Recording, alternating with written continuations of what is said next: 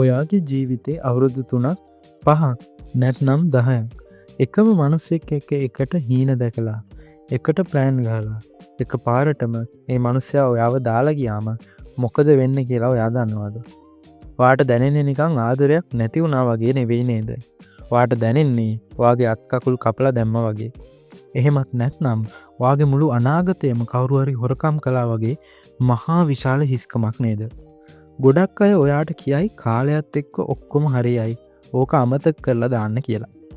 හැබැයි දිගු කාලේ ඉන්න සම්බන්ධතාවයක් නැති වුණාම ඒක එහෙම ලේසියෙන් අමතක කරන්න බෑ. මොකද මනෝවිද්‍යාවට අනුව ඔයාට අහිමි වුණේ ඒ පුද්ගලයා නෙවෙයි. ඔයාට අහිමි වුණේ ඔයාවමයි. ඔයා අවුරුදු ගානක් ජීවත් වුණේ මම කියන රාමුවේ නෙවෙයි. අපි කියන රාමුවේ. ඔයාගේ අනන්‍යතාවය සම්පූර්ණයෙන්ම හැදිලා තිබුණේ එයා වට. දැන් එයා නැති වුණාම කණ්ණාඩියෙන් ඔයා දිහා බලද්දි ඔයාටම හිතෙනවා දෙයියනේ මම කවුද දැන්? මම කොහොමද තනියම හුස්ම ගන්න කියලා. හැබැයි මම අද ඔයාට ලොකු රහසක් කියන්නම්. මේ දැනෙන මහා විනාශය ඔයාගේ ජීවිතේ අවසානය නෙවෙයි. මේක තමයි මේ ලෝකේ මිනිස්සෙක්ට තමන්ගේ ජීවිතය 100%ක්ම අලුතින් ලියන්න, අලුතින්ම නිර්මාණය කරන්න ලැබෙන ලොකුම සහ බලවත්ම අවස්ථාව. අද මම මේ වීඩියෝ එකෙන් ඔයාට කියලා දෙන්න යන්නේ අර විනාශ වෙලා ගියපු අතීතය අතහැරලා ඩාර්ක් සයිකොලොජි සහ සෝෂල් ඩයිනමික්ස් පාවිච්චි කරලා සම්පූර්ණයෙන්ම අලුත් කිසිම කෙනෙක්ට වටන්න බැරි අතිශය බලවත් අලුත් ජීවිතයක් පටන් ගන්නා රහස් ක්‍රම 7ක් ගැනයි. මේ වීඩියෝ එක ඉවර වෙද්දී ඔයා ඔයාගේ අතීතයට අඬන එක නවත්තනවා. ඔයාගේ අනාගතය පාලනය කරන්න පටන් ගන්නවා. මේ විනාඩි කීපය මට දෙන්න. ඔයාගේ කඳුළු පිහදා ගන්න. අද අපි ඔයාගේ පරණ මම වලලලා අලුත් මමව නිර්මාණය කරනවා. අපි යමු ඒ අඳුරු රහස් ලෝකයට. හරි, අපි පටන් ගමු පළවෙනි රහසෙන්. දිගු කාලීන සම්බන්ධතාවයක් කැඩුනම මිනිස්සු කරන ලොකුම මෝඩකම මොකක්ද දන්නවද? යාලා උත්සාහ කරනවා අර ආදරය කරන්න කලින් හිටපු පරණ කෙනා බවට ආයෙත් පත් වෙන්න. මට සමා වෙන්න. ඔයා අවුරුදු 5කට කලින් හිටපු මිනිස්සයා දැන් ජීවතුන් අතර නැහැ. එයා මැරිලා ඉවරයි. ඒ කාලය ඇතුලේ ඔයාගේ මොළය ඔයාගේ පුරුදු ඔයාගේ සිතුවිලි සම්පූර්ණයෙන්ම වෙනස් වෙලා. ඔයා ආයෙත් අර පරණ තැනට යන්න හැදුවොත් ඔයාට දැනෙන්නේ මාරම ලොකු පරාජයක්. ඔයා පටන් ගන්න ඕන ඔයාගේ අනන්‍යතාවයේ මරණය පිළිගැනීමෙන්. අද ඉඳන් ඔයා අලුත් කෙනෙක්. එයාගේ පෙම්වතා පෙන්වතිය විදිහට හිටපු කෙනාව හිතින් මරලා දාන්න. අලුත් ජීවිතයක් පටන් ගන්න නම් ඔයා අනිවාර්යයෙන්ම ඔයාගේ ඇඟේ තියෙන පරණ දේවල් අයින් කරන්න ඕනේ. මේක කරන්නේ කොහොමද? භෞතිකවම වෙනස් වෙන්න. ඔයාගේ කාමරේ තියෙන බඩුවල අණුපිළිවෙල සම්පූර්ණයෙන්ම වෙනස් කරන්න. ඔයාගේ කොණ්ඩේ ස්ටයිල් එක වෙනස් කරන්න. ඔයා අඳින ඇඳුම් වල පාට වෙනස් කරන්න. ඔයාගේ කණ්ණාඩියෙන් ඔයා දිහා බලද්දී අර අඬන පරණ මිනිස්යාව ඔයාට පේන්න බෑ. ඔයා දකින්න ඕන සම්පූර්ණයෙන්ම අලුත් මිනිස්සෙක්ව. බාහිරින් වෙනස් වෙනකොට අපේ මොළය ඉබේම ඇතුළතිනුත් වෙනස් වෙන්න පටන් ගන්නවා. ඔයාගේ පරණ චරිතයට සමුදෙන්න. අලුත් පිටපත ලියන්න පටන් ගන්න. දෙවැනි රහස. අවුරුදු ගානක් එකට හිටියාම ඔයාගේ මොළය වැඩ කරන්නේ එයාගේ රටාවට. උදේ නැගිට ගමන් එයාට මැසේජ් එකක් දානවා. දවල්ට එකට කනවා. රැට නිදාගන්න කලින් පැයක් කතා කරනවා. දැන් එක පාරටම මේ දේවල් නැති වුණාම ඔයාගේ මොළයේ ස්නායු පිස්සු වැටෙනවා. ඔයාට ඒ වෙලාවල් වලට මාරම පාළුවක් බයක් දැනෙන්නේ ඒකයි. ඔයාගේ මොළය ඉල්ලන්නේ අර පුරුදු වෙලා හිටපු ඩෝපමීන් ටික. මේක ආදරේ නෙවෙයි. මේක මත්ද්‍රව්‍යයක් නැවැත්තුවාම හැදෙන විඩ්‍රෝවල් එකට සමාන රසායනික ක්‍රියාවලියක්. ඩාර්ක් සයිකොලොජි වල උගන්වනවා මේ හිස්තැන හැක් කරන්න කොහොමද කියලා. ඔයා කවදාවත් ඒ හිස්තැන නිකන් තියන්න එපා. ඔයා ඒ වෙලාවල් වලට අලුත් පුරුද්දක් ආදේශ කරන්න ඕන. උදේට මැසේජ් කරපු වෙලාවේ අද ඉඳන් විනාඩි 15ක් පොතක් කියවන්න. නැත්නම් ව්‍යායාම කරන්න පටන් ගන්න. රැට කතා කරපු වෙලාවේ අලුත් භාෂාවක්, අලුත් ස්කිල් එකක් ඉගෙන ගන්න ඒ වෙලාවේ යොදවන්න. මුල් සති දෙකේ මේක මාරම අමාරුයි. ඔයාට අඬන්න හිතෙයි. හැබැයි බලහත්කාරයෙන් හරි මේ අලුත් පුරුද්ද කරන්න. දවස් 21ක් යද්දී ඔයාගේ මොළයේ ස්නායු අලුත් විදිහට හැඩ ගැහෙනවා. එදාට ඔයාට අර වෙලාවල් වලදී යාව මතක් වෙන්නේ නැහැ. ඔයාට මතක් වෙන්නේ ඔයාගේ අලුත් පුරුද්ද විතරයි. ඔයා ඔයාගේ මොළයම රීප්‍රෝග්‍රෑම් කළා. තුන්වෙනි රහස. මේක තමයි දිගු කාලීන සම්බන්ධතාවයක් ඉවර වුණාම මිනිස්සුන්ව මරවන භයානකම උගුල. බ්‍රේක්අප් එකකින් පස්සේ අපේ මොළය ගහනවා මාරම කුපාඩි ගේම් එකක්. මේකට මනෝවිද්‍යාව කියන්නේ රෝස පැහැති අතීතාවර්ජනය කියලා. ඒ කියන්නේ මොලේ හිතා මතාම අර මිනිස්සයා ඔයාට කරපු වැරදි, ඔයාට දීපු වද, රන් වුණු දේවල් ඔක්කොම අමතක කරලා දානවා. අමතක කරලා එයත් එක්ක හිටපු ලස්සනම මතකයන් ටික විතරක් හදලා ඔයාට පෙන්නනවා. එතකොට ඔයාට හිතෙනවා අනේ එයා කොච්චර හොඳද? අපි කොච්චර සතුටින්ද හිටියේ කියලා. මේක බොරුවක්. ඔයාගේ මොලේ පාවිච්චි කරන මේ නොස්ටැල්ජියාව ඔයාටම විරුද්ධව පාවිච්චි වෙන ආයුධයක් වෙලා තියෙන්නේ. මේක නිරායුධ කරන්න කොහොමද? ඔයා අදම ෆෝන් එකේ හරි පොතක හරි හදන්න ඕන The Pain Ledger. ඒ කියන්නේ වේදනාවේ සටහන් පොතක්. මේක ඔයා ලියන්න ඕන ඒ මිනිස්සයා ඔයාට කරපු හැම නරක දෙයක්ම. එයා ඔයාව අඬවපු දවස්, එයා ඔයාට බොරු කියපු තැන්, එයාගේ තියෙන කැතම ගතිකුණ මේ ඔක්කොම ලියන්න. ඊළඟ පාර ඔයාට අර රෝස පාට මතකයන් ඇවිත් එයාව මතක් වෙලා අඬන්න හිතෙනකොටම අර පොත අරන් කියවන්න. කියවලා ඔයාගේ මොළයට මතක් කරලා දෙන්න යථාර්ථය මොකක්ද කියලා. මොළයට ඉඩ දෙන්න එපා අතීතය ලස්සන කරලා ඔයාව රවට්ටන්න. ඇත්ත දකින්න.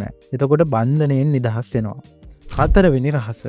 අවුරුදු ගාණක් එකට ඉද්දී ඔයාලා දෙන්නට පොදු යාළුවෝ ඉන්නවා. පොදු තැන් තියෙනවා. එකම සමාජ වටපිටාවක් හැදිලා තියෙනවා. බ්‍රේක්අප් එකකින් පස්සේ ඔයා මේ යාළුවෝ එක්ක දිගටම හිටියොත් එයාලා හැමතිස්සෙම අහන්නේ එයා ගැන. ඇයි දැන් දෙන්න එකට නැත්තේ? එයා ඊයේ වෙර කෙනෙක් එක්ක හිටියා නේද?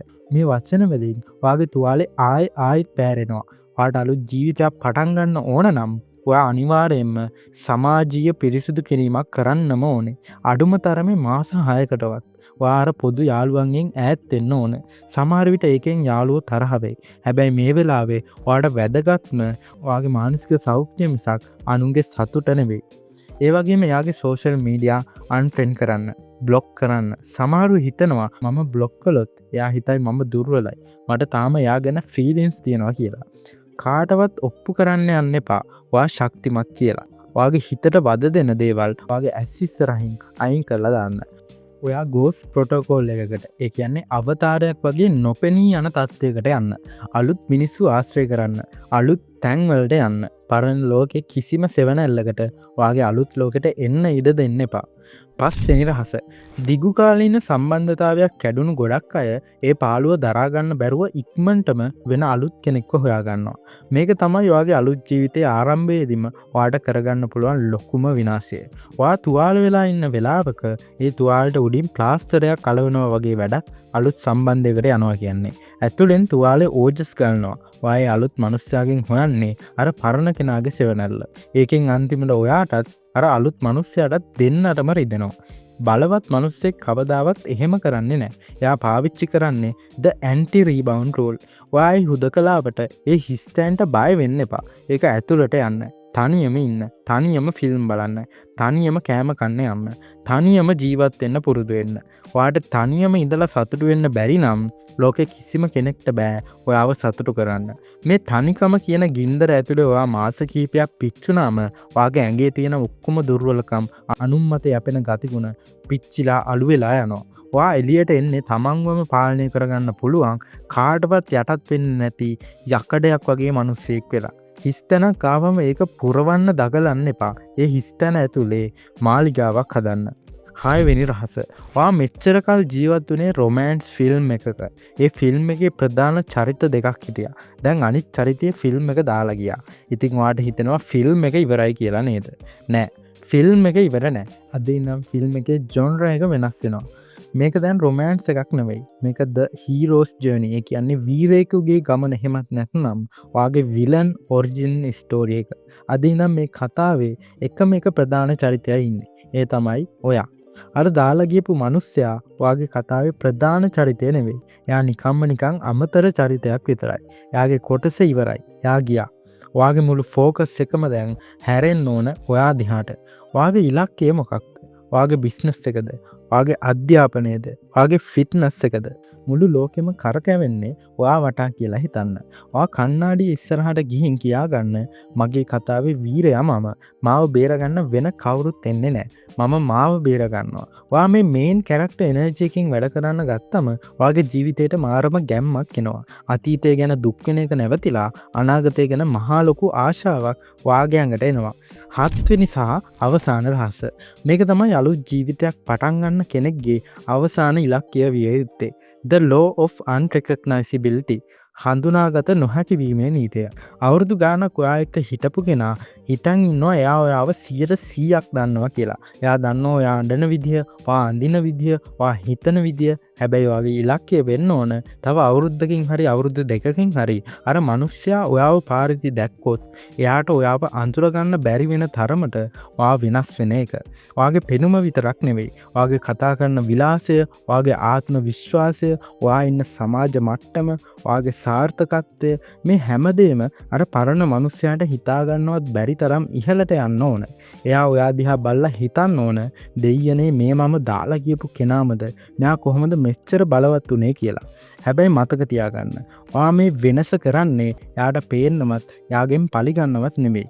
ඔයා මේක කරන්නේ ඔයාගෙම ඉවලූෂන් එක වෙනුවෙන්. ඔයා එච්චර දුරකට ගියාට පස්සේ ඔයා පල්ලෙහාට හැරලා බලද්දී අර දාලා ගියපු මිනිස්සයා ඔයාට පේන්නේ නිකම් විහිළුවක් වගේ. අපෝයි මම මේ වගේ කෙනෙක් වෙනුවෙන්ද එදා ඇඬුවේ කියලා ඔයාටම hina යාවි. ඒක තමයි පරම නිදහස. ඉතින් යාළුවනේ දිගු කාලීන සම්බන්ධතාවයක් කැඩෙනවා කියන්නේ ලෝක විනාශය නෙවෙයි. අද අපි ඉගෙන ගත්ත මේ රහස් හත පාවිච්චි කරලා ඒක සුපිරි බලයක් කරගන්න. ඔයාගේ අතීතය ලස්සන වෙන්න ඇති. හැබැයි ඒ අතීතයට බෑ ඔයාගේ අනාගතය ලියන්න. අවුරුදු ගානක් එකට හිටපු කෙනා ගියා තමයි. ඒක ඔයාගේ ජීවිතේ එක පරිච්ඡේදයක් විතරයි. මුළු පොතම නෙවෙයි.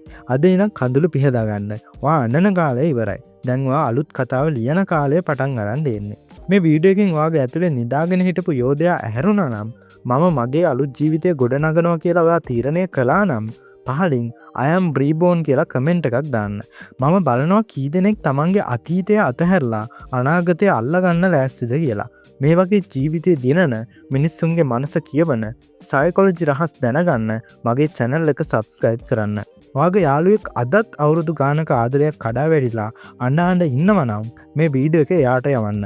ආඩම්බරයෙන් බලවත්ව නැගිටින්න. අලුත් ජීවිතයට ජය වේවා.